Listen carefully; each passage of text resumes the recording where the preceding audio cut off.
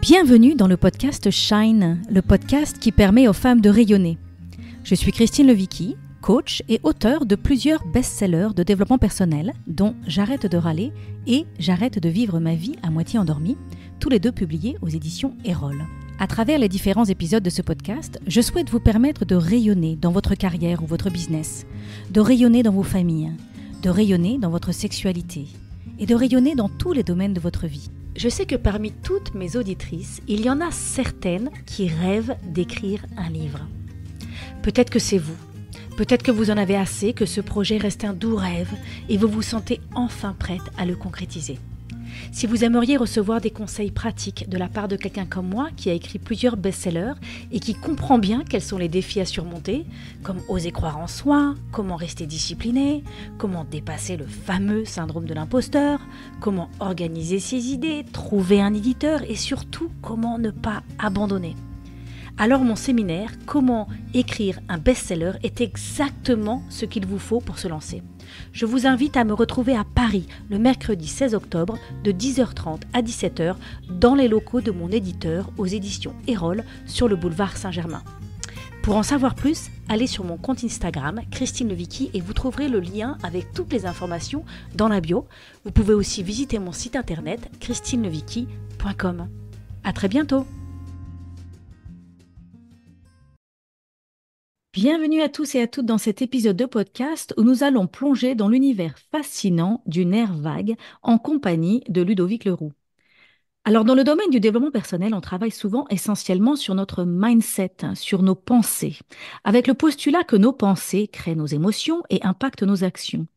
Or, j'ai depuis plusieurs années personnellement compris que notre corps était aussi un élément très important de notre épanouissement. C'est d'ailleurs pour ça que j'ai intégré dans mes stages de la danse et que je recommande l'importance de pratiques corporelles dans mes programmes parce que je vois bien que pour certaines personnes, les blocages sont là. J'ai compris que travailler sur le mindset ne fonctionnera pas tant qu'un travail de libération dans le corps ne se fera pas. Et c'est ce que j'aime dans le travail de Ludovic. C'est ce qu'il explique clairement. Pourquoi ce travail sur le corps est si fondamental pour pouvoir agir à la hauteur de ses ambitions, pour ne pas rester paralysé face à des prises de décision, pour pouvoir avancer en pleine confiance. Ancien grand timide, Ludovic a toujours été passionné par le potentiel humain. Préparateur mental de sportifs de haut niveau, puis coach en neurosciences, il lui manquait une pièce importante du puzzle pour bien comprendre les mécanismes à l'origine de nos comportements. Cette pièce manquante, il l'a trouvée il y a 6 ans dans la neurobiologie et la science du système nerveux autonome et du nerf vague. Prenant conscience que sa timidité n'est qu'un mécanisme de protection, il consacre son activité à partager ses dernières recherches qui ont été une grande révélation dans sa vie.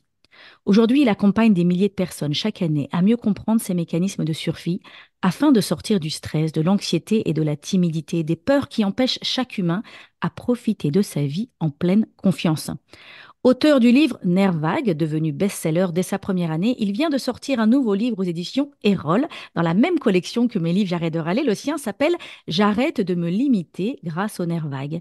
Ce livre est destiné à apprendre à chacun à sortir de son mode survie pour entrer pleinement dans sa vie. Alors, avez-vous déjà ressenti ces moments de stress, d'anxiété ou de manque de confiance en vous? Vous arrive-t-il de vous sentir méfiante ou d'avoir des relations compliquées avec les autres? Si oui, cet épisode est fait pour vous. Aujourd'hui, Ludovic Leroux nous éclaire sur la puissance du nerf vague et sur la manière dont il peut être activé pour prendre soin de nous et nous aider à retrouver une pleine confiance en nous-mêmes. Dans cet épisode, nous allons explorer la théorie polyvagale, découvrir la méthode 4R et explorer les différentes ressources pour stimuler notre flexibilité vagale. Ludovic partagera également des conseils pratiques sur la manière d'intégrer la cohérence cardiaque dans notre quotidien et sur la manière de suivre notre intuition de manière éclairée. Maintenant, sans plus tarder, plongeons dans cet épisode captivant avec Ludovic Leroux. Bienvenue Ludovic. Merci Christine de m'accueillir ici, avec plaisir. Alors, on va plonger directement dans le vif du sujet. Est-ce que tu peux nous expliquer en quoi consiste la théorie polyvagale? Écoute, oui, la théorie polyvagale, c'est quelque chose que j'ai découvert il y a un peu plus de 6 ans. Je m'intéressais vraiment au corps humain et c'est les travaux du docteur Stephen Porges aux États-Unis, qui est un psychiatre reconnu et qui a mis en évidence en fait notre fonctionnement, nos mécanismes de survie qui sont, à travers notre système nerveux autonome, qui rejoignent le corps et la tête, hein. Donc, ça fait le lien entre le corps et le cerveau. Et cette théorie polyvagale, alors peut-être certains connaissent déjà le système sympathique, le système parasympathique du système nerveux. Et en fait, cette théorie polyvagale décode un petit peu nos mécanismes de survie qui nous protègent, mais souvent qui nous empêchent en fait vraiment de faire ce qu'on a envie dans notre vie. Donc, il a mis en place, eh bien, à travers notamment aussi le fonctionnement des animaux, eh bien, une grille de lecture qui nous permette de mieux comprendre et de mieux reconnaître ces mécanismes qui sont à l'origine de notre survie et qui parfois, eh bien, gâchent notre vie. Donc, je pense on ira un peu plus dans le détail à travers les différents états, mais c'est vraiment ça la théorie polyvagale, c'est les différents mécanismes qui sont en nous et qui finalement sont à l'origine de nos comportements, nos pensées, nos émotions, et comme je disais, qui parfois gâchent un peu notre vie. Hmm. C'est intéressant, c'est vraiment pour ça que j'ai eu envie de faire venir au micro et c'est ce dont je parlais dans l'introduction. Moi, je suis coach depuis maintenant presque 20 ans et j'ai énormément travaillé le mindset. J'ai vraiment compris l'importance du mindset, l'importance de changer nos pensées. Mon grand best-seller s'appelle J'arrête de râler et c'est vraiment ça, J'arrête de râler, c'est changer notre positionnement, changer notre manière de penser. Et j'ai commencé à animer des séminaires, j'ai eu des centaines de personnes devant moi que j'ai accompagnées. Et je me suis rendu compte, en fait, que parfois, on pouvait travailler notre mindset, on pouvait lire des tonnes de livres, on pouvait assister à des tonnes de conférences, on pouvait vraiment être clair dans notre tête sur ce qui est possible et sur ce qu'on veut. Et pourtant, on reste enfermé. Et j'ai compris que Oui, cet enfermement est dans le corps, en fait. On hmm, reste enfermé ouais. dans des mécanismes de protection, dans des traumas, il y a des blocages corporels qui empêchent, en effet, cet alignement entre ce dont on est capable d'incarner dans notre vie. Donc, notre tête sait ce qui est possible, mais notre corps est enfermé. Bah oui, Oui. parce que moi, je venais des neurosciences, donc, et aussi, j'étais préparateur mental, donc le mindset, le cerveau, pour moi, tout se situait ici. Et finalement, une des premières choses que j'ai appris dans cette formation en théorie polyvagale, c'est que 80% des informations qui passaient par le nerf vague allaient du corps au cerveau, et seulement 20% du cerveau vers le corps. Et que donc le corps envoyait énormément d'informations au cerveau, et c'est normal on puisse vraiment se focaliser sur le mindset, parce que toutes les recherches au début, se sont concentrés là-dessus, sur le côté descendant, on appelle ça, hein, du cerveau vers le corps, mais il y a eu très peu de recherches du corps vers le cerveau. Et à partir de là, on s'est rendu compte que notre physiologie avait une grande influence sur notre psychologie, et selon l'état dans lequel on était physiologiquement, eh bien, il y avait justement une incidence sur notre façon de penser, nos émotions, et que, eh bien, râler était aussi un mécanisme de protection. Et comme le disait ma cousine, mais qui le dit toujours, mais quand je lui ai demandé bah, je vais t'aider à ne plus râler. Elle m'a dit, mais si je râle plus, je fais quoi? Mhm. Et finalement, elle était en train de me dire, mais si je râle plus, tu m'enlèves une partie de ma protection, hein, qui me sert justement à garder cette vigilance, cette activation en moi, qui me permet bah, justement de me protéger. Et donc, Mhm. c'était important voilà, de pouvoir voir que bah, le corps avait un grand impact sur notre psychologie. Et dès que je suis rentré dans ce monde-là, moi qui venais des neurosciences, j'ai pu voir la complémentarité et puis surtout le travail important qu'on pouvait faire auprès des gens pour les aider à travers le corps à changer justement leur mindset. Mhm. Est-ce que tu peux nous expliquer un peu plus en détail comment le nerf vague influence notre émotion et notre état de bien-être général?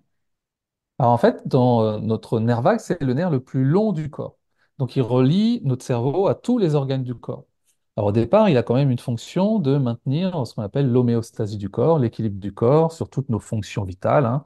Donc il va agir sur tout ce qui se fait de manière autonome, et tant mieux parce que si on devait gérer notre respiration, notre circulation sanguine et tout ça, on ne durerait pas longtemps. Donc il le fait très très bien. Et en même temps, il régule aussi eh bien, à la fois tout ce qui se passe dans le corps, c'est-à-dire qu'il informe notre cerveau de tout ce qui se passe dans le corps pour savoir si nous sommes en sécurité ou en insécurité. Une des questions que se pose notre système nerveux tout au long de la journée, c'est suis-je en sécurité? Et à partir du moment où ce nerf vague est dérégulé, eh bien, il va y avoir des informations d'insécurité qui vont remonter au cerveau. Et donc, lui, eh bien, il va orchestrer des réponses qui sont la fuite, le combat ou l'inhibition, hein, comme s'il y avait constamment du danger. Et donc, ce nerf vague, il a pour but de nous ramener en sécurité, dans un confort intérieur, parce qu'il n'y a pas de danger. Et donc, c'est pour ça qu'on va l'entraîner, pour pouvoir justement pouvoir agir en contrepartie de toutes les insécurités qu'on peut avoir, pour revenir au calme et donc calmer l'anxiété, la timidité, le stress qui sont là, eux, pour nous prévenir qu'il y a un danger et orchestrer des réponses. Donc c'est vraiment le but de notre nerf vague, c'est revenir au calme et au repos afin justement de sortir de nos mécanismes de survie et revenir dans la vie, la connexion, le lien et la sécurité. Hmm. C'est vrai on peut naviguer notre journée, surtout si on a une journée un petit peu stressante, avec beaucoup de rendez-vous, beaucoup de déplacements ou quoi que ce soit. On peut avoir l'impression que l'extérieur est dangereux ou qu'il y a du stress à l'extérieur ou qu'il y a de la tension à l'extérieur, alors qu'en fait, cette tension, elle est essentiellement à l'intérieur de nous Mm. et que deux personnes pourraient avoir la même journée, le même agenda et finalement être relativement zen dans les déplacements dans les couloirs du métro. Et une autre personne peut être complètement stressée. On rencontre ces personnes, enfin surtout moi qui Ouais. suis de plus en plus zen et je pense, j'ai pas exploré le sujet du nerf vague et j'en suis très curieuse, mais j'ai fait beaucoup de yoga, je fais beaucoup de respiration. Je pense qu'il y a beaucoup de choses que je fais qui doivent énormément Oui, contribuer oui. à activer mon nerf vague sans le... Enfin, voilà. Euh, mais c'est vrai que je me suis retrouvée parfois dans des situations où moi, je me sentais hyper zen et sereine, même s'il y avait du retard de train ou même s'il y avait des choses comme ça. Et même si j'avais des rendez-vous importants, mais j'arrivais à gérer ça, tandis que d'autres personnes étaient à bout de nerfs. Quand on dit, voilà, c'est... Ouais, exactement. Ah bah Tu d'ailleurs, c'est vois, toutes intéressant, à les... bout de nerfs. Est-ce qu'il y a un lien Oui. entre être à bout de nerfs et le nerf vague? Oui, en fait, il y a plein d'expressions comme ça. Si on regarde avec les mots de nerfs, hein, je suis à bout de nerfs, et il met les nerfs en plot. Enfin, c'est souvent lié justement à de l'activation de notre système nerveux là, qui signale un danger. Mais il y a un chercheur aussi et thérapeute, Peter Levine, qui a estimé qu'il y avait à peu près 85% de la population qui vivait dans ces états d'insécurité. Donc oui, c'est sûr il y a énormément de personnes qui, dès le matin, sans s'en rendre compte, active cette insécurité, ne serait-ce que pour anticiper, on ne sait jamais, mais parce que on a la perception que le monde peut être insécure. Et quand on dit insécure, c'est pas des agressions, hein, c'est comment je peux me préparer à fuir, combattre ou me cacher si jamais il peut se passer quelque chose. Et sans que ça soit des agressions, mais ça peut être aussi des souffrances. Hein, comment je peux me préserver du rejet, de l'abandon, de ce que les gens pensent de moi. Et notre système nerveux va contribuer à ça aussi. Il va pas seulement nous protéger de nous éviter de mourir, mais il va aussi nous protéger pour nous éviter de souffrir.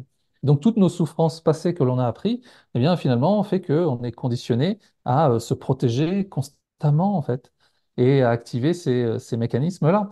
Et c'est moi, quand j'ai fait ma formation en théorie polyvagale, je suis sorti, la première chose que je me suis dit, mais en fait, je suis pas timide. Je passe trop de temps dans un état d'inhibition qui me fait croire ensuite, qui me raconte une histoire que je suis timide. Mais ce n'est pas mon identité, c'est ma physiologie. Et ça, c'est important parce que ça permet aux gens tout de suite de pouvoir se dire, mais parce que c'est plus fort que nous, on ne fait pas exprès, hein, et pouvoir justement déculpabiliser là-dessus pour pouvoir prendre conscience que ce sont des mécanismes. Mais si je m'occupe de mes mécanismes, là, je vais pouvoir évoluer, je vais pouvoir changer pour justement revenir au repos, au calme et pouvoir dès le matin, plutôt que de partir avec la boule au ventre ou dans la gorge ou le plexus là serré, des maux de tête, et de pouvoir tout de suite relâcher tout ça pour les activer quand il y en a besoin seulement, et pas tout au long de la journée. Hmm. Alors, tu parles de l'importance de cultiver notre flexibilité vagale. Oui. Qu'est-ce que ça veut dire? Alors en fait, c'est le vrai, enfin, c'est un terme qui va expliquer pour moi la vraie sécurité. Parce que la sécurité, c'est pas d'être dans un état où tout va bien et il va rien m'arriver, parce que c'est pas le cas. Dans la vie, il va y avoir même un coup de klaxon, ça va nous activer, même si on revient en repos après, hein, notre système nerveux réagit. Mais la flexibilité vagale, c'est la capacité justement de passer de l'insécurité à la sécurité. Et puis après, on va revenir dans la sécurité parce qu'il y a quelque chose qui nous a surpris, ou il y a quelque chose, une pensée qui nous a amené à avoir une peur ou une émotion, et de revenir en sécurité. Et en fait, c'est cette capacité-là de pouvoir justement être flexible entre nos différents états intérieurs pour pouvoir justement avoir la capacité de revenir en sécurité. Ça, les animaux le savent faire très très bien. Nous, avec nos conditionnements du passé, on a beaucoup plus de mal parce que tout d'un coup, c'est comme si on devait se protéger en permanence. Mais le but, c'est de se dire, je vais accepter parfois d'être en insécurité parce que je sais me remettre en sécurité. Et donc, je vais avoir beaucoup moins peur de l'insécurité à l'extérieur parce qu'à l'intérieur, j'ai mes mécanismes qui savent me remettre en sécurité. Parce que sinon, si je ne sais pas le faire, eh bien, je vais éviter à tout prix tout ce qui peut me mettre en insécurité parce que je ne sais pas me remettre en sécurité. Donc, je vais éviter, je sais pas, le regard des gens. S'il y a des personnes qui travaillent en ligne, ils vont éviter le jugement des gens, donc ils vont pas se montrer. On va éviter les conflits, on va éviter comment dire, les échecs, on va éviter tout ce qui peut justement nous mettre en insécurité. Et parce qu'on n'a pas cette capacité, eh bien, de se remettre naturellement en sécurité. Hmm. Alors, comment est-ce qu'on peut savoir que notre nerf vague est activé de manière optimale ou au contraire il serait peut-être temps qu'on travaille un peu notre flexibilité vagale? Quels sont les Alors là, signaux? on va avoir en fait différents signaux parce que ça va nous permettre de montrer dans quel état on est et notre difficulté à revenir au calme. Il y a, on va dire, trois états, on va dire pour faire simple, d'insécurité qu'on va pouvoir apprendre à reconnaître.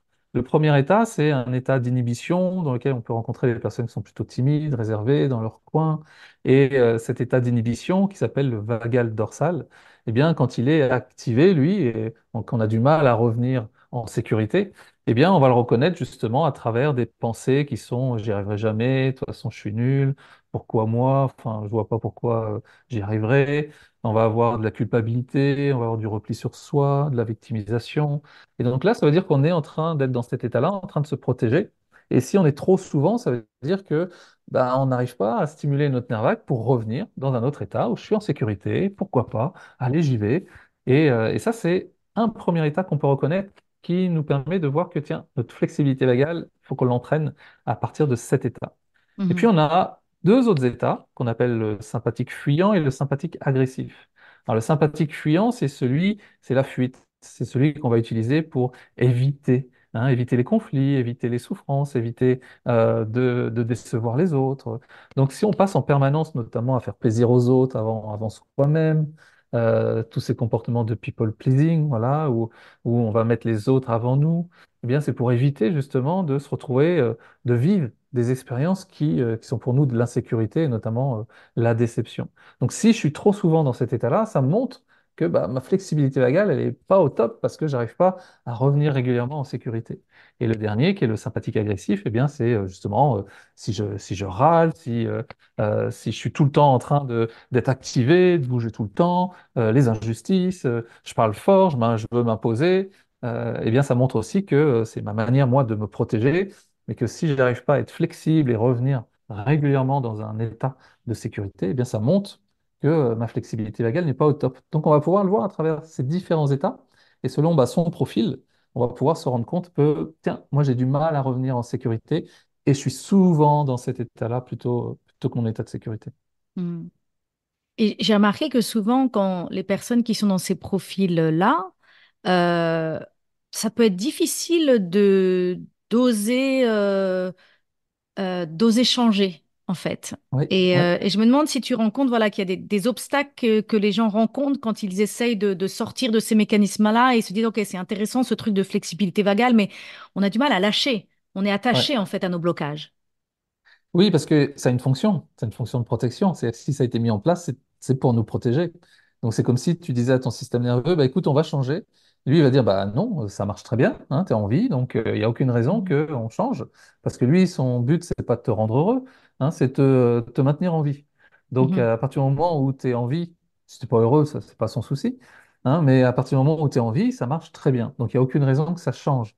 Et c'est là que tout d'un coup, dès qu'on commence à sortir de moi j'appelle ça l'homéostasie de survie, cet équilibre de survie, eh bien tout d'un coup, ça peut faire peur justement à notre système nerveux qui va nous ramener dans nos mécanismes prioritaires de survie. Alors, je vais pouvoir y arriver petit à petit, mais il peut y avoir des difficultés, on pourra voir comment on peut s'y prendre, mais il faut avant tout développer sa sécurité pour pouvoir justement aller à la rencontre de ces mécanismes de survie, plutôt que de vouloir s'en sortir à tout prix. Et on le fait, mais on va le faire sous forme de pulsion. Tu sais, c'est quelqu'un de trop gentil, à un moment donné, il va dire, ah, c'est bon, j'arrête. Et puis, malheureusement, peut-être qu'il va y revenir parce que il y a une fonction de protection. mhm, mhm. Est-ce que tu aurais un exemple concret d'une situation ou d'une personne qui a réussi à utiliser efficacement ces principes de la théorie vagale pour gérer une anxiété ou un stress ou un blocage personnel? Ouais, alors il y en a plein selon justement les typologies. Alors, il y a le mien à travers la timidité, hein, parce qu'aujourd'hui, Mm. je peux faire plein de conférences et je m'amuse et du coup, voilà, j'ai plus ces blocages en me demandant ce que vont penser les gens. D'ailleurs, Et on s'est rencontrés ouais, sur scène, toi et moi, sur la scène du exactement. TEDx Ouais. à La Rochelle en 2014, il y a 10 ans. Voilà, c'était ma première conférence où j'apprenais tout par cœur et où j'étais parti très vite à la fin en étant soulagé que ça soit terminé, tu vois. Ah, Alors qu'aujourd'hui, j'apprends pas par cœur, c'est dans le flow, je me connecte aux gens, enfin, voilà, je suis là pour eux, je suis pas là pour moi, à savoir si je vais faire quelque chose de bien. Donc ça a mhm, vraiment été pour moi un déclic à travers ma propre timidité, mais j'ai une personne qui était aussi dans ce cas-là lors d'un séminaire, et puis il est rentré dans la salle, il a vu en fait que le séminaire était filmé. Et sa première réaction, ça a été de partir. Elle a dit non, je pars. Et bien sûr, il est revenu parce qu'il s'est dit non, je ne vais pas repartir, j'ai fait des centaines de kilomètres pour venir. Et il a été voir la caméraman en disant mais moi, je ne veux pas être filmé. Et elle lui dit bah, mets-toi juste en dessous de la caméra, t'apparaîtras pas dans les images et puis ça sera OK. Le séminaire dure 3 jours, donc le premier jour, il est posté ici. Le deuxième jour, on remarque qu'il est au milieu de la salle. Et puis finalement, bah, ça va. Et le troisième jour, il prend la parole devant tout le monde. Et je lui dis, heureusement qu'il n'y a pas de quatrième jour, parce que tu aurais pris ma place, quoi. Et mhm, vraiment, en fait, c'est de se dire, il était dans un environnement où il se sentait en sécurité. Et ça lui a permis justement de sortir de ce mécanisme et de ne pas rester enfermé dans ce mécanisme-là. Il va y avoir aussi des personnes qui sont plutôt en mode sympathique-agressif, là, qui ont peur justement de la vulnérabilité. Parce que la vulnérabilité, eux, pour eux, c'est lâcher les armes et ils peuvent plus combattre. Et donc, on a eu des personnes comme ça qui, tout d'un coup, qui étaient très agressives envers les gens, mais par rapport à leur comportement, leur façon d'être, et qui, tout d'un coup, ont réussi à retrouver un équilibre. C'est-à-dire que ça leur servait à certains moments, mais à d'autres, ils ont réussi à lâcher un petit peu, pour pouvoir justement rentrer chez eux, adopter un autre comportement avec leur famille, leurs enfants, plutôt que de rester bloqués dans ce mécanisme-là. Donc, on mhm. a tous cette capacité, c'est naturel, hein, de pouvoir justement développer cette flexibilité vagale. Et c'est ça qui m'a plu, c'est que le corps sait déjà le faire, en fait. Il faut juste lui redonner le pouvoir. Hmm. Alors justement, est-ce que tu aurais des pratiques simples ou des exercices que nos auditrices peuvent commencer dès aujourd'hui pour commencer leur Oui, connexion à leur nerf vague? alors il y en a plein. Alors, un petit conseil qu'on donne souvent, parce que c'est plus simple des fois de voir en vidéo, ou, si on tape voilà, entraîner son nerf vague ou stimuler son nerf vague sur Internet, on tombe sur plein de vidéos avec, je vais vous donner 4 catégories d'exercices qu'on peut trouver. La Mhm, première catégorie, c'est plutôt des exercices physiologiques comme de la respiration. Donc nous, on utilise la cohérence cardiaque parce que c'est souvent très connu et c'est assez simple pour qu'on leur montre comment en fait la cohérence cardiaque va réguler notre nerf vague, mais surtout, une fois qu'on a terminé notre cohérence cardiaque, comment on peut utiliser cet état pour pouvoir justement aller vers nos peurs.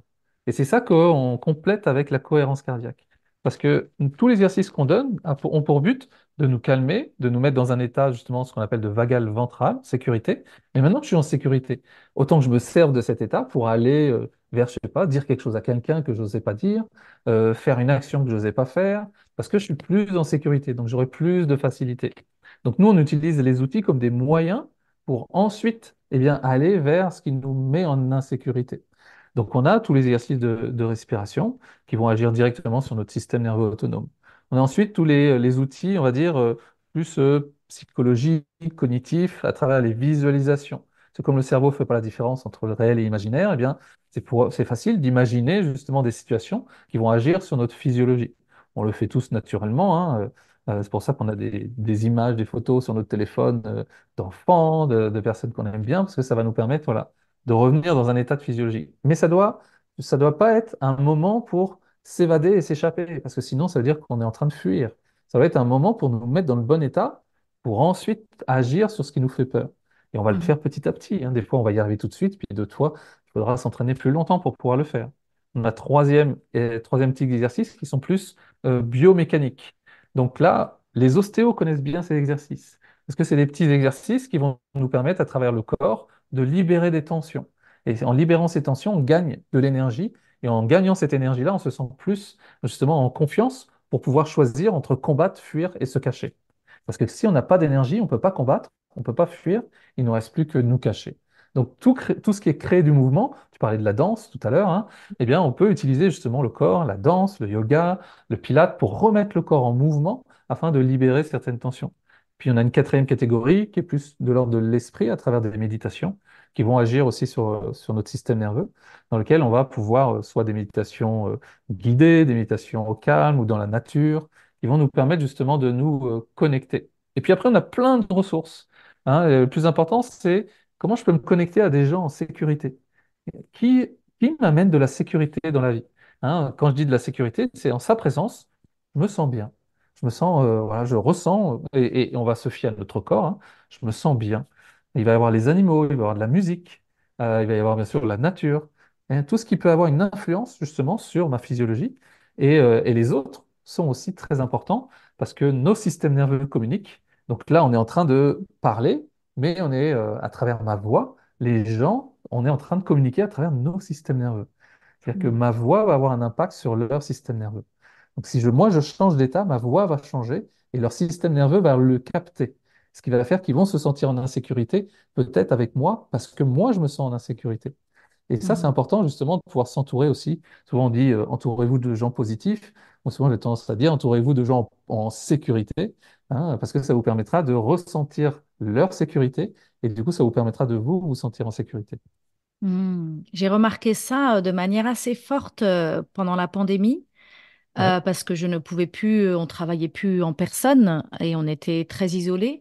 Et c'est vrai que cette transmission est-ce que je suis en sécurité se fait par la technologie, mais encore plus en personne. Enfin, en tout cas, la Ouais. technologie, je trouvais qu'elle générait du stress parce que comme on était en relation quand même à travers un écran, à travers, Mhm. donc j'avais plus de mal justement à avoir cet effet calmant, ressourçant et je pense qu'on se régule beaucoup les uns Oui, les autres. Je ne sais bien pas sûr, ce que ouais. c'est, et que ça manquait énormément pendant la pandémie, Mhm. cette régulation. On appelle ça de la corrégulation ou la dérégulation. Hein, la Mhm, corrégulation, c'est qu'on va justement s'apporter mutuellement de la sécurité. Mais de la dérégulation, c'est aussi être en présence de quelqu'un qui est en insécurité et qui vient déréguler mon système nerveux, hein. Ça nous est tous arrivé d'être à côté de quelqu'un et on ne sait pas pourquoi, on ne se sent pas bien. Eh bien, c'est notre système nerveux qui nous informe que voilà, l'autre personne est en insécurité, c'est ce qu'on est en train de ressentir. Ça nous est tous arrivé de dire mes enfants, ils m'énervent. Hein, ils m'énervent. C'est-à-dire qu'ils sont en train d'agir sur mon système nerveux et du coup, moi, ça m'énerve et je vois bien que c'est à travers leur comportement que ça vient agir sur moi. Donc c'est ça aussi qui est important parce que en agissant sur sa propre physiologie, on peut aussi justement éviter d'être trop sensible à l'extérieur, de pouvoir capter aussi toutes ces dérégulations et pouvoir soi-même s'autoréguler plutôt qu'attendre que ce soit les autres qui changent et qui nous mettent en sécurité. mhm. Oui, je fais un parallèle là par rapport à J'arrête de râler.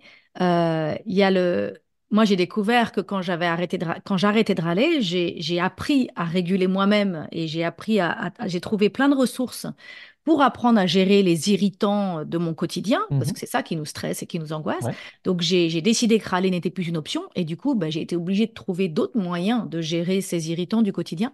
Et donc, je me suis petit à petit apaisée et j'ai trouvé aussi de la puissance parce que je mettais mon attention sur des choses qui étaient beaucoup plus utiles pour ma vie. Et j'ai senti que j'avais une influence énorme sur mes enfants et mon entourage, et que eux, finalement, n'avaient presque pas, enfin, personne autour de moi n'a arrêté de râler, mais on a tous Mhm. beaucoup moins râlé parce que comme moi, j'étais régulée, je n'envoyais pas je ne Ouais. vibrais pas cette énergie de Ouais, stress, et ça apaisait tout le monde, en fait, autour de bien moi. sûr, ouais. Mm. C'est sûr que si tu es en présence de quelqu'un justement qui est plutôt en mode agressif, donc si on prend les animaux, c'est comme si c'était un prédateur et qui va attaquer, on doit maintenir une certaine vigilance, hein. Donc Mhm. cette certaine vigilance vient activer aussi les autres. Alors que si on est à côté comme les animaux, ils savent qu'ils craignent rien, ils peuvent dormir tranquillement et parce qu'ils savent qu'ils sont dans un environnement sécure, donc il n'y a plus besoin d'activer cette protection. Et donc, tout d'un coup, ce comportement n'a plus trop sa place parce qu'il n'a plus trop de fonction d'activation. Mhm. Mhm. Et une autre chose auquel je pense, quand on entend parler de comment on se régule les uns les autres, j'ai découvert aux États-Unis le fait de faire des hugs plutôt que de faire la bise. Ouais. Mhm. Donc de faire des câlins. Et j'aime beaucoup en fait. Alors pas avec tout le monde, hein, pas avec des gens que je ne connais pas, mais Ouais. j'ai vraiment maintenant appris de plus en plus à faire des câlins.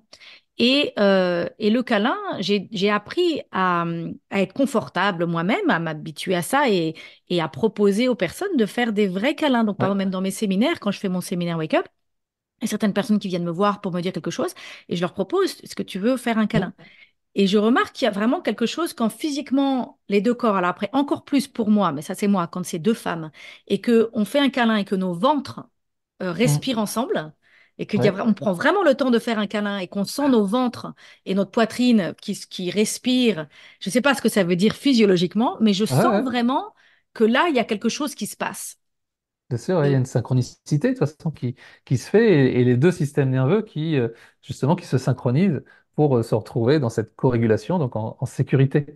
Et c'est Mhm, important ce que tu dis parce que c'est prévenir la personne ou ou lui demander si on peut faire un câlin.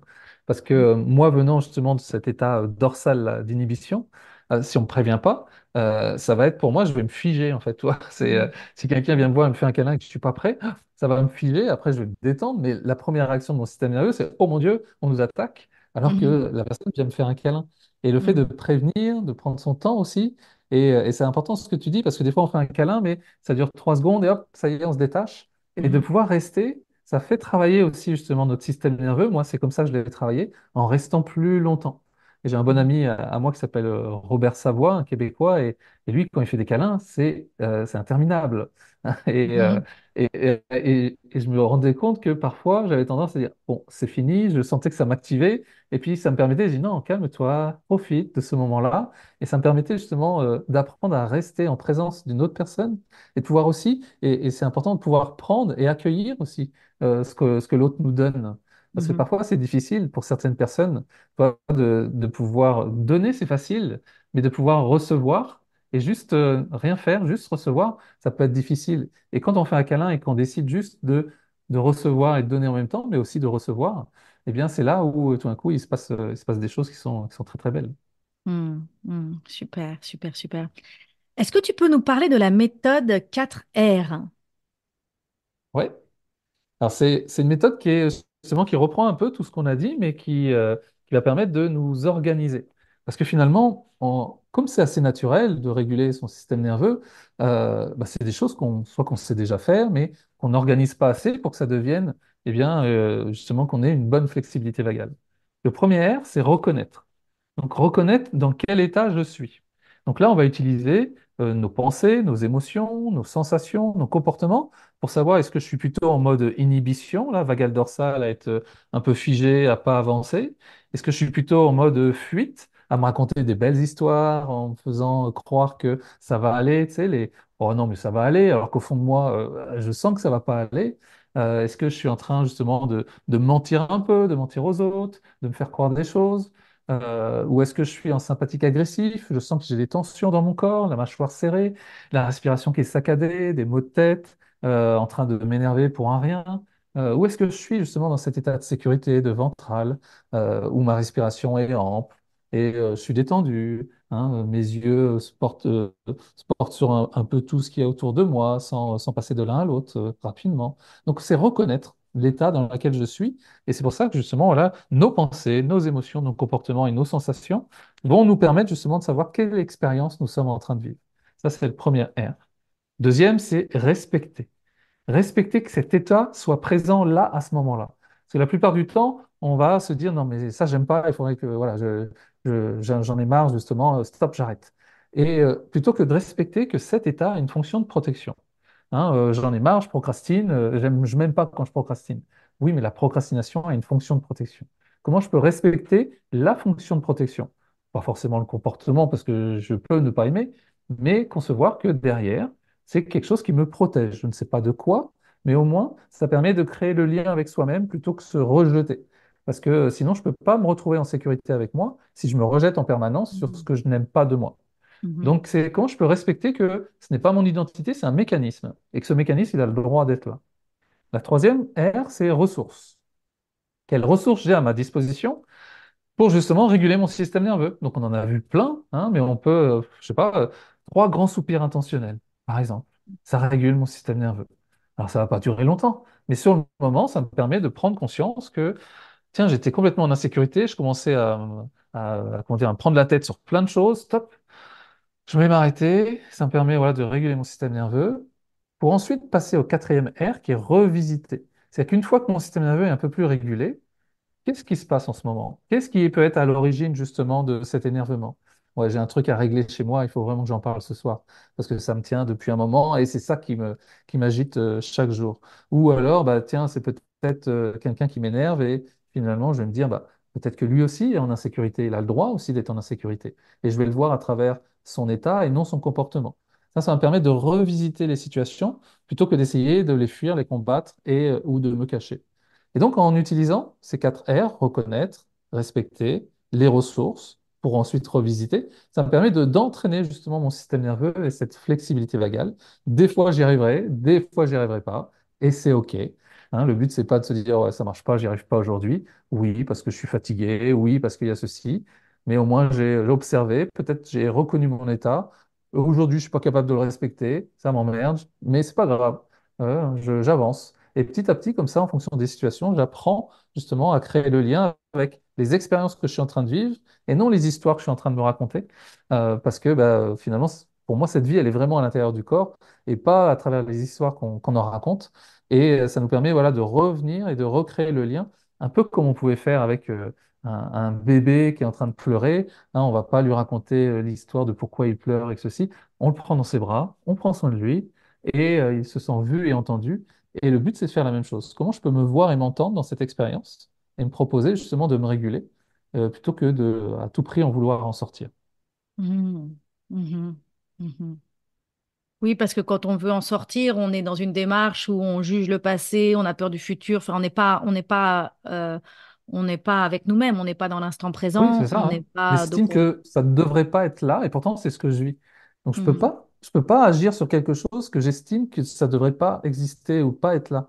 Et puis je peux Mhm. pas demander à mon corps de se comporter moi j'aurais envie qu'il se comporte parce que c'est pas respecter aussi sa fonction de protection. Alors il faut que je l'aide lui à expliquer que c'est pas dangereux ça ou ça ne Ah. l'est plus. Peut-être que quand j'avais 6 ans ça l'était et que j'ai appris que ça l'était. Aujourd'hui ça l'est plus. Et pour ça il a besoin de sécurité. Donc c'est à moi, à travers mes ressources, de retrouver de la sécurité dans le corps pour que lui réapprenne que finalement, eh bien ça, ce n'est plus un danger pour moi. Et comme je disais au début, comme il se pose la question, suis-je en sécurité ou non, eh bien plus je vais faire ça et plus je vais gagner en sécurité et je vais gagner en confiance parce que ça me permettra justement bah, de me dire, tiens, c'est comme si tu sais, on ouvrait des portes. Ah mais ça c'est bon, je peux le faire maintenant. Ça je peux. C'est vraiment, je me donnais la permission parce que maintenant je conçois plus ça comme de l'insécurité, donc je peux y aller. Je vais avoir peur encore. Mais par contre, ça va plus m'empêcher de passer à l'action. Hmm. Je dis souvent que c'est important quand on démarre une démarche de transformation, on veut transformer quelque chose chez nous, on veut changer quelque chose. Donc, quand on rentre dans une démarche pour changer quelque chose qui ne nous convient plus, je dis souvent c'est vraiment important de vérifier qu'on n'est pas animé par de la culpabilité. Et Mhm. de se dire, je dois faire ça parce que je suis trop nulle, parce que je suis Ouais. trop grosse, parce que je suis trop ceci ou pas assez cela. Et donc ça, c'est de la culpabilité. Et je dis, quand l'énergie de la culpabilité est là, ça va être très, très dur de continuer et d'avancer, en fait. Parce que cette Mhm. Bien énergie de la sûr. Ouais. culpabilité, elle vient vraiment nous polluer. Donc je dis souvent de remplacer la culpabilité par la curiosité. Mhm. Et la curiosité, c'est de dire, ben, j'y arrive pas, je vois pas comment. Il y a plein de choses que je ne sais pas sur comment ça va être possible pour moi de transformer ça. Mais par contre, je suis curieuse de découvrir. Ouais. J'allume mon radar de je sais pas comment, je sais pas combien de temps, mais je suis curieuse de voir ce que je vais apprendre sur ce chemin. Et Mhm. donc, cette énergie de la curiosité est souvent beaucoup plus porteuse Ouais. euh, pour nous faire avancer. Bah oui, parce que là, dans ce que tu racontes, toi, c'est de passer justement d'un état de culpabilité qui est plutôt notre état de dorsal, ça va nous inhiber, parce que c'est un danger si je fais des choses et que tout d'un coup, je me sens coupable ou responsable. Et là, tout d'un coup, je bascule dans de la sécurité où bah, j'y vais, je vais voir, on ne sait pas, c'est vraiment découvrir. Tu vois, on retourne dans la découverte, hein, comme un enfant qui va explorer le monde parce qu'il ne connaît pas.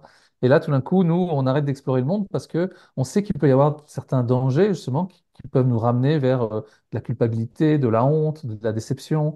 Et ça, notre système nerveux, il va nous empêcher de vivre ces expériences-là. Et nous, on fait tout l'inverse, c'est qu'on aide les gens à être à l'aise avec ces expériences. Comment je peux être à l'aise? Justement, moi étant très timide, c'était la honte, qui était à l'origine de ça. Comment je peux être à l'aise avec la honte? Et je me suis entraîné à travers plein de petites situations. Finalement, quand la honte arrivait, comment je peux lui apporter de la sécurité pour la transformer parfois en ironie ou en moquerie envers moi-même. Et ça m'a beaucoup aidé justement. Et ça, je l'ai fait pendant le Covid, avec des situations que l'on vit tous. Et tout d'un coup, on transforme la situation et ça devient marrant. Plutôt que Mhm. oh, la honte, ça m'est arrivé à moi, Mhm. faut que personne ne le sache. Et là, bah non, tout d'un coup, au contraire, j'en parle. Et ça permettait aussi aux autres, tout d'un coup, c'est comme leur donner la permission qu'ils peuvent vivre cette émotion-là en sécurité. Parce que je suis en train, moi, de la vivre en sécurité. Donc, eux, ils Mhm. vont le ressentir, mais ils vont le ressentir avec la sécurité. Et c'est comme si, tu sais, depuis tout petit, on nous avait dit, tu sais, tu as le droit d'avoir honte, tu as le droit d'être déçu, tu as le droit d'échouer, tu as le droit parfois de te sentir coupable, mais va voir ce qu'il y a derrière. Et en fait, tu as le droit. Tu as le droit de vivre ça, plutôt que de dire, il faut éviter maintenant de vivre ça. Et là, je vais mettre des mécanismes de protection pour éviter de vivre cette expérience. Mhm. Ouais. J'ai remarqué, moi, que parfois, quand je râlais, c'est parce que j'avais une émotion que j'avais pas appris à accueillir, en fait. Ouais. Donc, j'avais une émotion, je suis déçue, j'ai peur. Donc, j'avais voilà, une émotion qu'on appelle des émotions négatives, mais c'est pas des Mhm. émotions négatives. J'ai Mhm. envie de dire, c'est des émotions moins agréables à vivre. C'est Ouais. surtout ça. Exact. Elles sont pas, c'est plus agréable de vivre la joie, l'amour, machin. Ça, c'est des émotions qui sont un peu plus inconfortables à vivre, mais que comme je n'avais pas appris quoi faire avec, et que j'avais plutôt appris qu'il fallait pas ressentir ces émotions, que c'était mal, que Mhm. c'était pas bien, voilà. Et ben du coup, ces émotions arrivaient et du coup, je les rebalançais sur les autres. Je râlais Ouais. en balançant cette chose parce que je ne savais pas quoi faire Ouais. avec. Et donc, j'explique Ouais. maintenant souvent dans mes séminaires et dans tout mon travail d'apprendre à se laisser traverser, d'apprendre à laisser l'émotion nous traverser et de dire, ah tiens, ah ben tiens, c'est ça que je ressens là. Mhm. Ok, ok, ben viens, euh, dans mon corps, je t'accueille Ouais. et je vais apprendre, comme tu disais tout à l'heure, ben, reconnaître mes ressources. Qu'est-ce que cette émotion Ouais. veut me dire? De quoi j'ai besoin? Et donc, en fait, finalement, c'est vrai que ça reprend tes étapes Bien de sûr, ta ouais. méthode 4R, mais je dis souvent ça, je dis, apprenez à vous laisser traverser. Cette émotion, elle va Mhm. pas vous achever, elle va pas vous... ça n'est juste, c'est une émotion, vous pouvez l'accueillir, vous Ouais. avez le droit de la vivre. Et Bien sûr, souvent, hein. Et tu d'ailleurs, sais, elle est pleine d'informations, cette émotion. ben oui, oui. Et tu sais que moi, ça a été un peu le cheminement inverse de toi, c'est-à-dire que j'ai dû apprendre à râler. Oui, Toi, mais parce que je réprimais cette colère ou cette injustice. Et aujourd'hui, il y a certains moments où je le fais en conscience, parce que voilà, j'ai envie que ça s'exprime et que ça sorte, parce que sinon, ça maintient cette énergie dans le corps, là, et à un moment donné, de toute façon, ça va sortir. oui, Et, oui, euh, et moi, j'étais un faux calme, tu vois, j'avais toute cette nervosité en moi qui, à un moment donné, pouvait sortir. Alors, je faisais du sport, ça sortait, hein, mais du coup, ça m'a permis de pouvoir, justement, notamment en voiture, bah, de temps en temps, je sens quelque chose, allez, tiens, je l'exprime, mais sans que ça te déborde, et ça me ouais, fait rire même, parce que c'est comme si je dis, vas-y, amuse-toi à le faire, ouais. parce que bah, tu es là, et allons-y, mais ça ne déborde pas, et ça, du coup, ça reste pas en moi, et je m'amuse avec ça. Mhm. Ah oui, c'est vrai. Il y a beaucoup de personnes qui me disent que elles ont dû, c'est pas qu'elles ont eu besoin d'arrêter de râler, elles ont dû apprendre, alors pas à râler, mais apprendre à poser leurs limites, apprendre Ouais, par exemple. Ouais. à exprimer ce qui ne leur convient pas, parce qu'arrêter de râler ne veut pas dire tout accepter. Arrêter de râler ne veut Ouais, ouais, absolument pas dire exactement. qu'on ne parle plus de ce qui va pas. Ça veut Mhm. juste pour préciser pour les auditrices, arrêter de râler veut dire qu'on parle de ce qui va pas d'une manière qui va porter ses fruits, parce que râler ne marche pas. Je dis Ouais. souvent, si râler marchait, le lave-vaisselle serait toujours vidé. Et si le lave-vaisselle, c'est bien la preuve que râler ne marche pas. Alors, Mais c'est j'avais important envie de... juste, pardon, est-ce que tu dis, parce que faut prendre conscience que tous les états que j'ai expliqués là, le vagal dorsal, sympathique fuyant, agressif, ils sont pas positifs ou négatifs, ils sont juste adaptés ou pas adaptés. Et en fait, c'est Mhm. savoir à quel moment à quel moment l'état est le plus adapté, pour que je puisse justement à force m'entraîner à choisir celui qui est le plus adapté. Parce Voilà. que parfois, se cacher, ça sera la bonne réponse. Mhm. Parfois, se taire, par exemple, c'est la bonne réponse. Combien de fois Oui, on s'est dit, j'aurais mieux fait de me taire, mais c'est peut-être mieux à ce moment-là d'être inhibé. oui, Combien de fois fuir, notamment dans les relations, ça aurait été bien dès le départ de savoir qu'il fallait que je fuis cette oui, relation. Combien de fois, justement, la colère m'aurait aidé, justement, peut-être, justement, à dire les choses et que ça règle les choses. Donc c'est important de dire, en fait, ces états, ils sont pas positifs, négatifs, on appelle ça la survie, mais ils sont faits pour être adaptés. C'est nous, à force d'être en sécurité, qu'on va pouvoir les choisir pour les réadapter. Hmm, hmm, super. Donc, on a parlé un petit peu tout à l'heure de quelles sont les ressources que nous pouvons avoir pour travailler notre flexibilité vagale. J'avais envie de mettre un peu le focus. Tu parlais tout à l'heure de faire 3 soupirs conscients. On a aussi parlé de la cohérence cardiaque. J'ai l'impression, tu vas me dire si je me trompe, mais que c'est peut-être ce qui est le plus facile à mettre en place pour commencer le travail sur la respiration, parce qu'on peut le faire tout seul chez Oui, soi.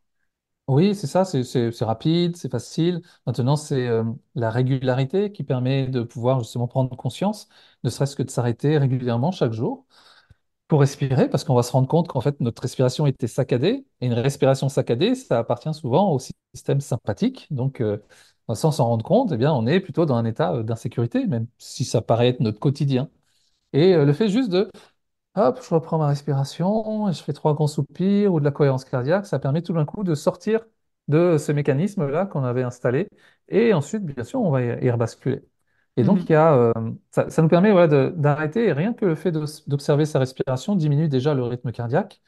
Donc, c'est juste voilà, de dire, tiens, dans quel état je suis pour pouvoir même soit commencer la journée, mais tout au long de la journée, le faire régulièrement. C'est déjà mhm, assez simple de commencer comme ça. mhm. Comment est-ce que tu recommanderais qu'on arrive à l'intégrer dans notre planning? Parce qu'en fait, là, on le dit, c'est gentil, on se dit oui, c'est vrai, il faudrait que je Ouais. m'arrête pour respirer, mais dans les faits, on ne le fait pas. Alors, moi, j'ai toujours tendance à dire commencer par notamment les schémas qui se répètent. Hein, c'est-à-dire que si on va au travail et qu'il y a Thierry au travail qui gueule tout le temps, eh bien, je ne vais pas me lever en me disant j'espère qu'aujourd'hui Thierry va être calme.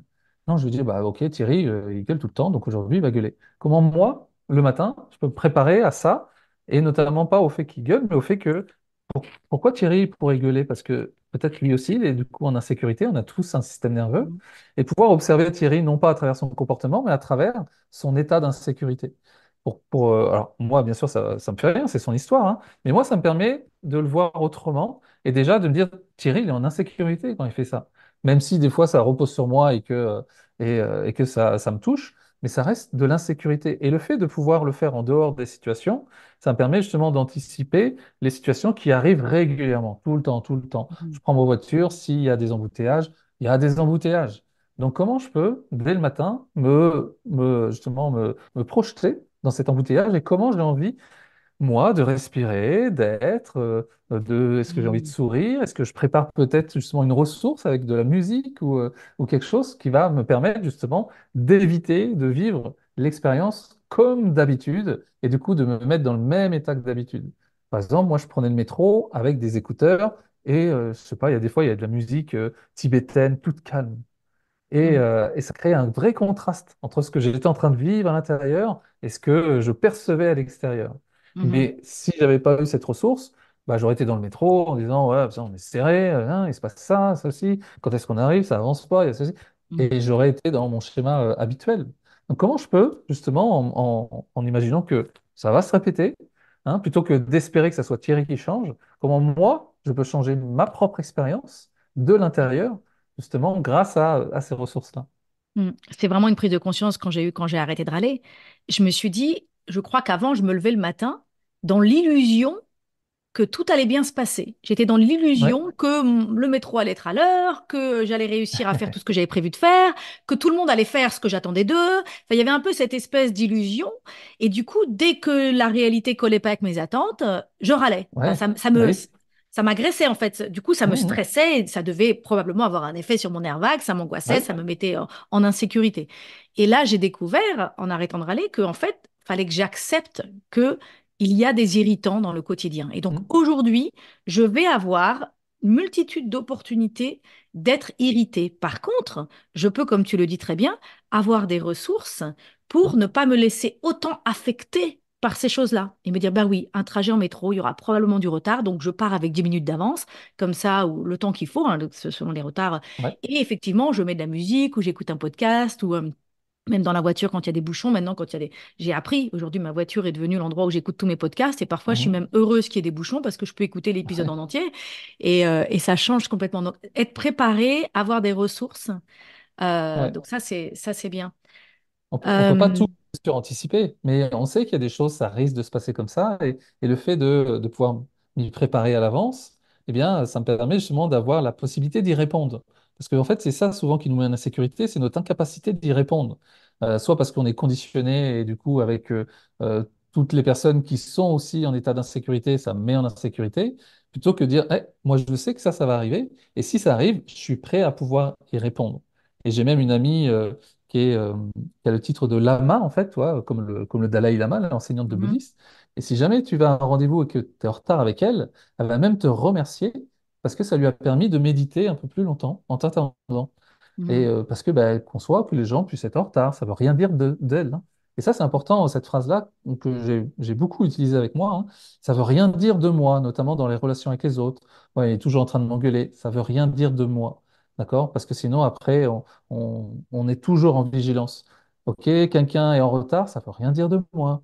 D'accord? Il est en retard, il peut être désorganisé, ça peut arriver aujourd'hui. Et si on commence justement à râler ou à se dire, bah super, je suis pas important, ou il annule et tout, comment je peux justement, à travers ces ressources, eh bien, voir les choses autrement, hein, voir la vie autrement et plutôt voilà, me préparer à ces événements, plutôt que d'espérer voilà, que ça n'arrive jamais. Mais quand ça arrive, le problème, c'est que bah, justement, là, je suis vraiment en insécurité. mhm. Je voudrais revenir un peu sur mon expérience avec la respiration. Donc moi, j'ai découvert la puissance de ma respiration à travers le yoga et à travers les respirations qu'on apprend dans le yoga. Et après, j'ai découvert la cohérence cardiaque et j'ai réalisé que c'était formidable. En 5 minutes, on pouvait quasiment avoir l'effet d'une heure de yoga en termes de respiration. Après, le yoga nous apporte d'autres Mhm. choses, mais en termes de respiration, j'ai découvert la puissance de la cohérence cardiaque.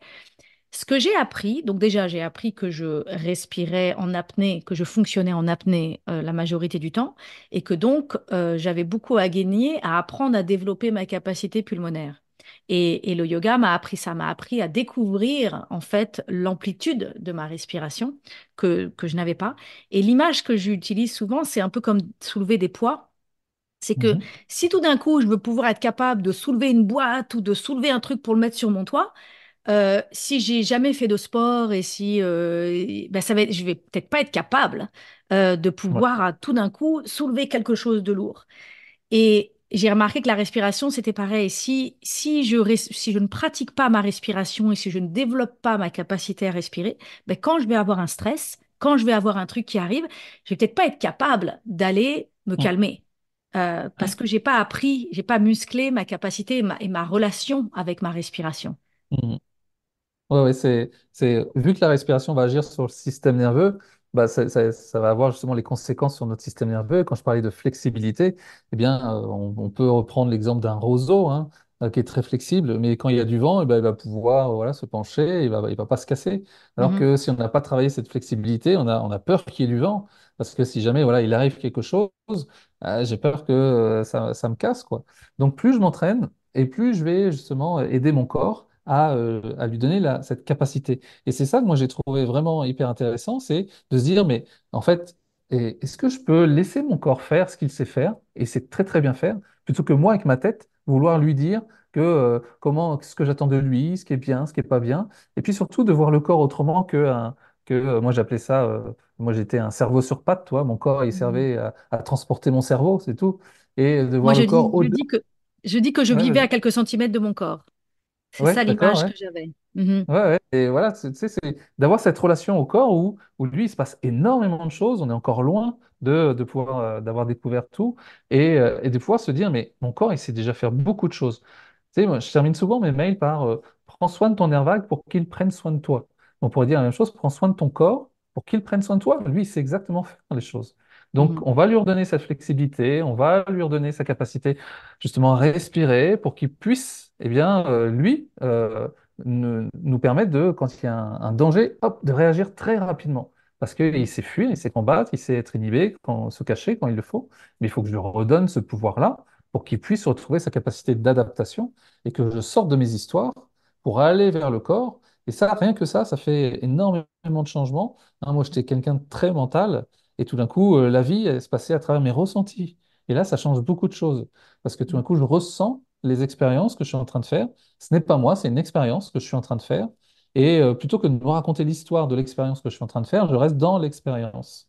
Et rien que ça change beaucoup de choses. Hein, on n'en a pas parlé, mais il y a par exemple la stimulation par le froid aussi qui stimule le nerf vague. Et Ouais, donc les douches froides. Moi, je fais des bains glacés ouais, avec la méthode Wim Hof. ouais. Et rien que ça, les bains glacés, ça m'a aidé justement, plutôt qu'à me dire tu vas y arriver en mode guerrier, toi. Je dis, attends, attends, laisse ton corps, redonne le corps. Et quand on respire dans un bain glacé, tout d'un coup, le corps, il se détend, on n'a plus froid. Et notre tête, elle est là pour observer ce qui se passe. Et on se dit, bah, quand même, s'il sait faire ça dans un bain glacé qui est agressif, je pense qu'il sait faire ça dans plein de situations où on peut être agressé aussi. Hmm, hmm. Moi, ce que je trouve fascinant, on arrive à la fin là, mais j'ai encore deux sujets que j'ai envie d'aborder avec toi. Ce que je trouve fascinant, c'est à quel point on a construit des vies aujourd'hui où on n'a plus le temps, où on ne prend pas le temps de développer notre relation avec notre corps. Et en fait, on passe nos vies derrière les écrans, derrière le volant, à faire. Et ce rendez-vous avec notre corps, même et à travers notre corps, c'est le rendez-vous avec l'instant présent. Parce Mhm, que c'est ça qu'on retrouve hein, quand on respire, quand on fait ça, on reconnecte avec l'instant présent et on décroche la tête qui est dans le passé et dans le futur. Hein. On est juste dans les ressentis de l'instant présent. Et on a les... Enfin, moi, je réalise parfois, je me dis, mais je ne suis pas OK, en fait, avec le fait d'avoir une vie mhm, où je n'arrive pas à trouver une demi-heure pour cultiver ma relation avec mon corps. Donc, moi, ouais, personnellement, j'ai décidé de changer ça. Je trouve que ça n'est pas acceptable pour ma vie. Donc, j'ai développé la mise en place de rituels et de pratiques corporelles. J'appelle ça des pratiques corporelles. J'ai aussi, je remarque aussi beaucoup pour les femmes, c'est peut-être aussi vrai pour les hommes, et moi, j'accompagne beaucoup les femmes que quand elles pensent à prendre soin de leur corps, elles pensent très rapidement à brûler des calories pour perdre des kilos. ouais. Et donc, on est beaucoup dans la performance et dans le contrôle du corps et en fait, et on est dans la culpabilité. Mhm, Et en fait, j'invite vraiment, et c'est ce que je cherche à faire à travers mes programmes, de faire découvrir la magie d'avoir des temps de connexion avec le corps qui n'ont rien à voir avec perdre du poids ou la performance ou mhm, brûler des calories. C'est intéressant de de faire ouais, travailler son cardio, d'être en santé. C'est aussi quelque chose que je valorise beaucoup. Mais par contre, on doit aussi avoir des temps vraiment de connexion à soi, de paix, de sérénité pour travailler le nerf vague, pour respirer, ouais, pour danser, pour se faire du bien, pour se faire plaisir, parce que ça contribue à notre bien-être bien sûr, hein. et à notre santé aussi. Mais ne serait-ce que, toi, de se dire, tiens, quand j'ai de la joie, ça se situe où dans mon corps? Où est-ce que je ressens la joie dans mon corps? Parce que souvent, Mhm. c'est la douleur, la souffrance, ça, on sait où c'est, toi, on ressent. Mais la joie, c'est où? La gratitude, la compassion, c'est où que je ressens ça dans mon corps? Et là, pendant qu'on a fait le podcast, eh bien, et les gens qui nous écoutent pourront observer, hein, mais, enfin, pourront observer pour eux. Mais au moins une dizaine de fois, mes épaules, je les ai baissées comme ça. Parce que sans m'en rendre compte, toi, hop, le corps se met comme ça, en mode, OK, attention, qu'est-ce que je dois dire, qu'est-ce qui se passe? Et redescendez. Et là, tous les gens qui nous écoutent, observez vos épaules. Est-ce que vous pouvez les descendre comme ça? Je suis sûr qu'il y en a plein qui, ah bah oui, tiens, j'étais un peu tendu, on va dire, hein, uniquement en écoutant un podcast. Alors qu'il n'y a, Mhm. il y a pas de danger, hein. Mais tout d'un coup, c'est mon corps qui est comme ça. Et si on fait ça régulièrement chaque jour, de se dire, ah, je suis bien là, je suis content, juste prendre le temps. Où est-ce que ça se passe là dans mon corps, cette joie? Tiens, mes épaules, ils sont où là en ce moment? Et tiens, si je me regarde, tiens, si je me masse un peu le visage aussi, tu sais, prendre connexion justement avec ce corps-là, prendre ce temps-là, euh, avoir des frissons, et observer son corps qui est en train de vivre et de pouvoir justement recréer ce lien avec cet être vivant hein, qui est là, présent, pour pouvoir justement ensuite l'exprimer et être plus en connexion parce que bizarrement, on va être connecté avec plein de choses qui nous animent plutôt que toutes les choses qui nous font peur. Mhm. Et les deux coexistent et cohabitent hein, en même temps. Mais tout dépend de l'état dans lequel on est. On va être plus connecté par tout ce qui peut me faire peur, parce que je suis en mode protection, ou je vais être connecté à tout ce qui m'anime, et là, je vais être en mode création. Et c'est Wow. une des autres choses que je suis sorti, quand je suis sorti de ma formation, je me suis dit deux choses. Un, je suis pas timide, et deux, c'est une formation pour avoir de la chance. Parce que moi qui étais très timide, c'est comme si je sortais de ma grotte.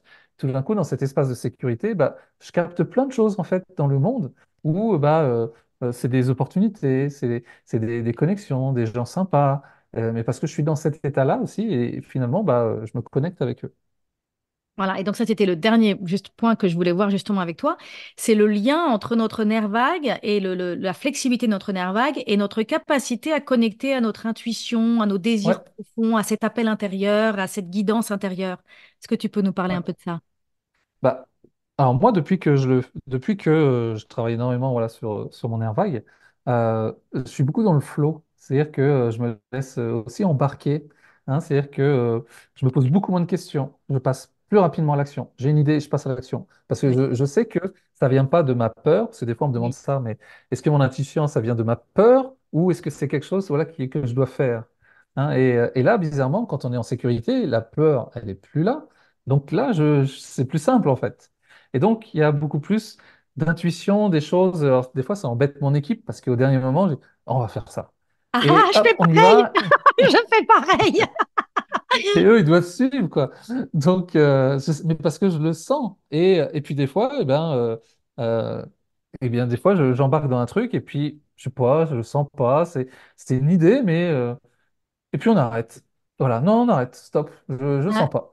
Et puis eux, ils se disent, bah, on fait quoi? Et c'est comme s'ils étaient un peu là à devoir réagir très vite, parce que tout d'un coup, ouais, bah, je sais pas, je le sens, c'est maintenant, et on y va plutôt que de se poser mille et une questions. je me dis souvent, donc c'est en anglais ce que je vais dire, mais j'aime beaucoup en Ouais, anglais, donc je vais le dire et après je vais le traduire en français. J'ai appris, moi, en développant cette capacité de connexion et la puissance de cette connexion et à quel point c'était vraiment un système de guidance intérieure, comme un GPS intérieur, en fait. ouais, J'ai appris aujourd'hui, je dis, I am not gonna move until I am moved. Donc, je ne mhm, vais pas bouger tant que je n'ai pas été, je sais pas comment dire, moved, quand je n'ai pas été bougé à l'intérieur, quand j'ai pas oui, ah senti, tant ouais, que je n'ai pas senti le mouvement intérieur, donc ouais, cet élan intérieur, je ne vais pas chercher à agir dans le monde.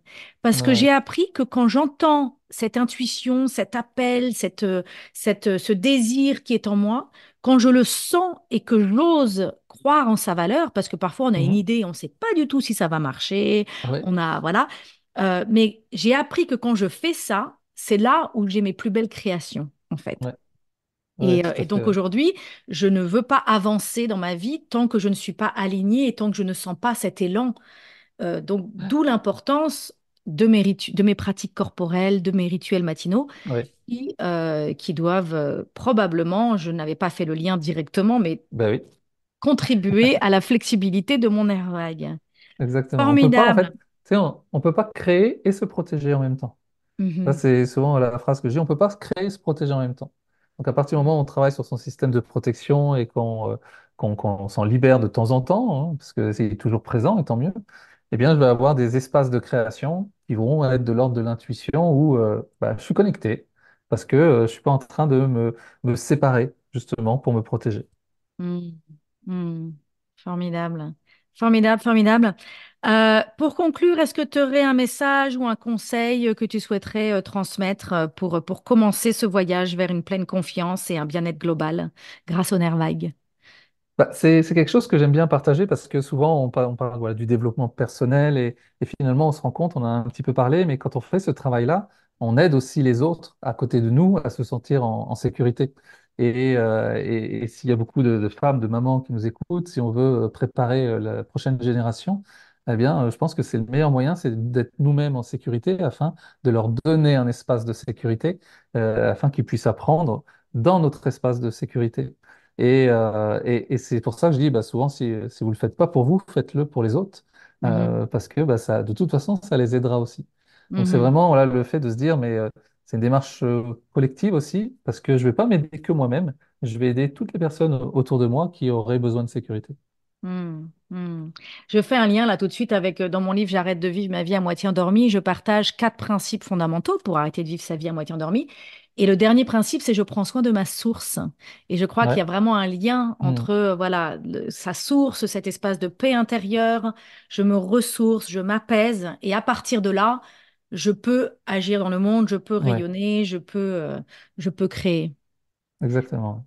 Super. Alors, où est-ce que on peut te retrouver, Ludovic? Donc, bien évidemment, j'invite tout le monde à se procurer tes 2 livres. Donc, rappelle-moi les 2 titres. Il y a le livre, ah oui, Le nerf vague et J'arrête de me limiter grâce au nerf vague.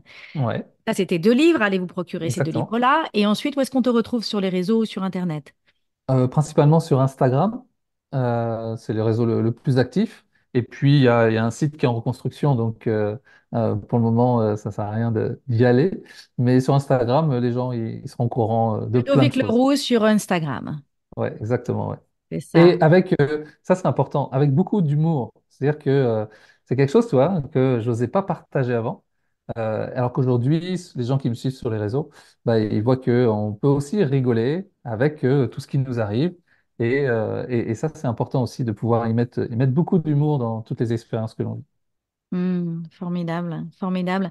Merci, merci beaucoup, Ludovic, Merci à d'avoir toi. pu mettre des mots sur des ressentis que j'avais depuis longtemps et me permettre de faire un lien entre toute cette expérience personnelle que j'ai vécue et ce nerf vague que j'ai découvert aujourd'hui grâce à toi. Un grand Avec merci. grand plaisir. Merci Au à toi. revoir. Au revoir. Si tu aimes ce podcast et que tu veux m'encourager à continuer, je t'invite à mettre 5 étoiles à partir de ton téléphone sur Apple Podcast ou sur ta plateforme préférée.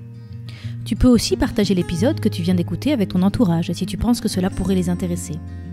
Et si tu as envie d'aller plus loin, je t'invite à t'inscrire à la newsletter Shine sur mon site christinelevicki.com/inscription. Tu pourras recevoir mes meilleurs conseils pour prendre le pouvoir sur ta vie et rayonner. En attendant, je te dis à bientôt pour un nouvel épisode.